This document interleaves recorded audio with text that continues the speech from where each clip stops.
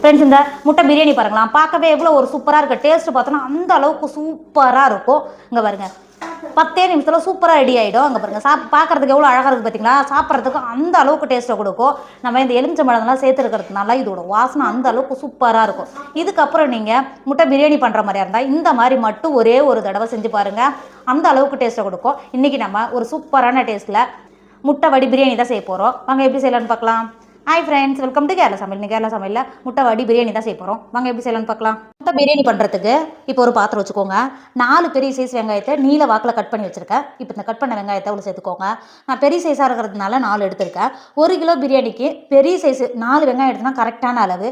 இதுவே சின்னதாக இருந்தால் நீங்கள் 5 எடுத்துக்கோங்க.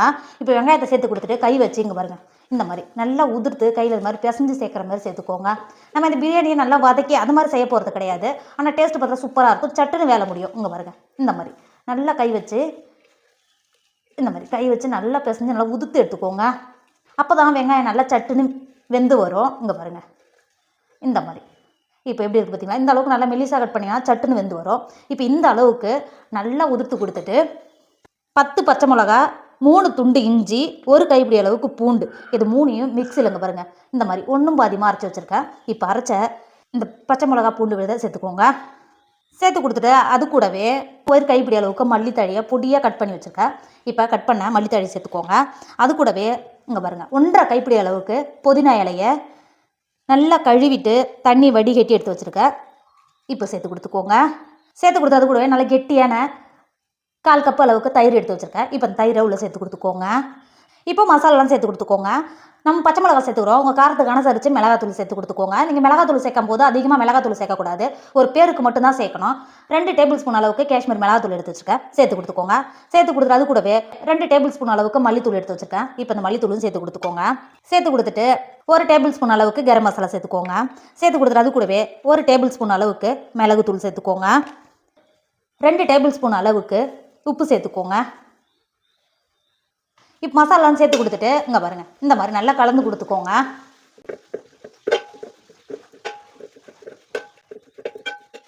இந்த அளவுக்கு நல்லா கலந்து கொடுத்துட்டு இப்போ இந்த ஸ்டேஜில் 3 டேபிள் ஸ்பூன் அளவுக்கு எண்ணெய் இங்கே பாருங்கள் இந்த மாதிரி சேர்த்து கொடுத்துக்கோங்க. சேர்த்து கொடுத்துட்டு 6 முட்டையை இங்கே பாருங்கள் இந்த மாதிரி வேக வச்சு தோல் நீக்கிட்டு எடுத்து வச்சுருக்கேன்.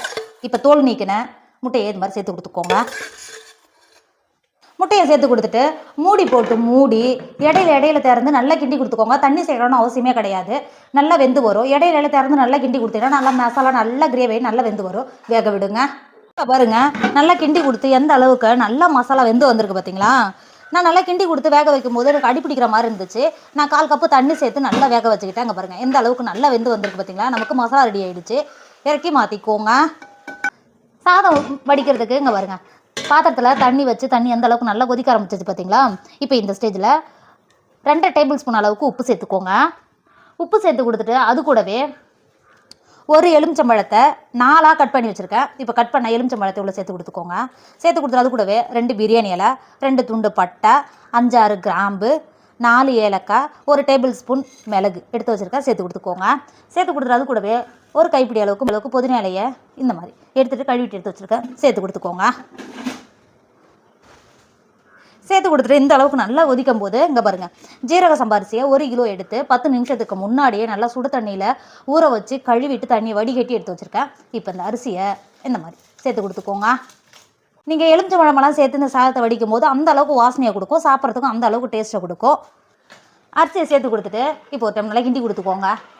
கிண்டி கொடுத்துட்டு மூடி போட்டு மூடி சாதத்தை 3/4 பாகம் வேக விடுங்க. குறைந்தபட்சம் இது 80% மட்டும்தான் வேகணும், வேக விடுங்க. இப்போ பாருங்கள் நம்ம சாதம் வேக வச்சு எந்த அளவுக்கு நல்லா 3/4 பாகம் நல்லா வெந்து வந்திருக்கு பார்த்தீங்களா.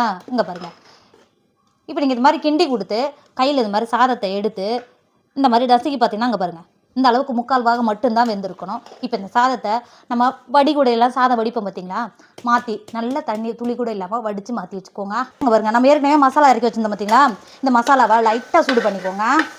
இந்த மாதிரி நல்லா ஆவி பறக்கிற மாதிரி இருக்குது பார்த்தீங்களா. இப்போ இந்த ஸ்டேஜில் நம்ம ஏற்கனவே நம்ம வடித்து மாற்றி வச்சுருக்கோம்ல சாதத்தை உள்ளே சேர்த்துக்கோங்க. சாதத்தை சேர்த்து கொடுத்துட்டு இங்கே பாருங்கள் இந்த மாதிரி நல்லா லெவல் பண்ணி கொடுத்துக்கோங்க. இந்த மாதிரி லெவல் பண்ணி கொடுத்துட்டு 4 டேபிள் ஸ்பூன் பால் எடுத்து 1 டேபிள் ஸ்பூன் மஞ்சத்தூள் நல்லா பாலில் நல்லா கொதிக்க வச்சு ஆற வச்ச பால் தான், 1/2 டேபிள் ஸ்பூன் அளவுக்கு மஞ்சத்தூள் சேர்த்து வச்சுருக்கேன். இப்போ இந்த மாதிரி சேர்த்து கொடுத்துக்கோங்க. பார்க்குறதுக்கு அழகாக இருக்கும், குழந்தைங்களும் விரும்பி சாப்பிடுவாங்க. இந்த மாதிரி சேர்த்து கொடுத்துக்கோங்க. நம்ம ஃபுட் கலர் எதுவும் சேர்த்துக்கல. இங்கே பாருங்கள், பாலை நல்லா காய்ச்சி ஆற வச்சு மஞ்சத்தூள் மட்டும்தான் சேர்த்துக்கிறோம். சேர்த்து கொடுத்துக்கோங்க. சேர்த்து கொடுத்துட்டு மூடி போட்டு மூடி 10 நிமிஷத்துக்கு தம்மில் இருந்தாவே அந்த அளவுக்கு வாசனையை கொடுக்கும். இப்போ தம்முலேயே மாற்றி வச்சுக்கோங்க. 10 நிமிஷம் ஆகிடுச்சு. இங்கே பாருங்கள், சாதம் திறக்கும் போது எந்த அளவுக்கு நல்லா ஆவி பறக்க பார்த்தீங்களா, சாப்பிட்றதுக்கு அந்த அளவுக்கு டேஸ்ட்டை கொடுக்கும். நீங்கள் முட்டை இருந்தால் மட்டும்தான் இந்த பிரியாணி செய்யணும் கிடையாது. சிக்கனோ வெஜிடபிள் எது சேர்த்து பண்ணாலும் அந்த அளவுக்கு டேஸ்ட்டை கொடுக்கும். இங்கே பாருங்கள், சாதமும் எந்த அளவுக்கு நல்லா உதிரி உதிரியாக இருக்குது பார்த்தீங்களா. இங்கே பாருங்கள், இப்போ கலந்து கொடுக்கும்போது நம்ம மஞ்சத்தூள் சேர்த்தது வாடை வருமா அப்படின்னாலாம் நீங்கள் நினைக்கவே வேணாம். மஞ்சத்தூளோட வாசனை கொஞ்சம் கூட இருக்காது. இங்கே பாருங்கள், இப்போ நல்லா மசாலாவோட இந்த மாதிரி நல்லா கிண்டி கொடுத்துக்கோங்க. கிண்டி கொடுத்துட்டு வேறு ஒரு பாத்திரத்துக்கு மாற்றிக்கோங்க. இப்போ பாருங்கள், வேறு ஒரு பிளேட்டில் மாற்றிட்டோம். இங்கே பாருங்கள், பார்க்கவே எந்த அளவுக்கு சூப்பராக இருக்குது பார்த்தீங்களா. சாப்பிட்றதுக்கு அந்த அளவுக்கு டேஸ்ட்டை கொடுக்கும், அந்த அளவுக்கு சாப்பிட்றதுக்கு டேஸ்ட்டாக இருக்கும். இங்கே பாருங்கள், இந்த மாதிரி மட்டும் ஒரு தடவை முட்டை பிரியாணி பண்ணி பாருங்கள். வீட்டில் இருக்கிறவங்க எல்லாருமே விரும்பி சாப்பிடுவாங்க, அந்த அளவுக்கு டேஸ்ட்டை கொடுக்கும். கண்டிப்பாக நீங்களும் ட்ரை பண்ணுங்கள்.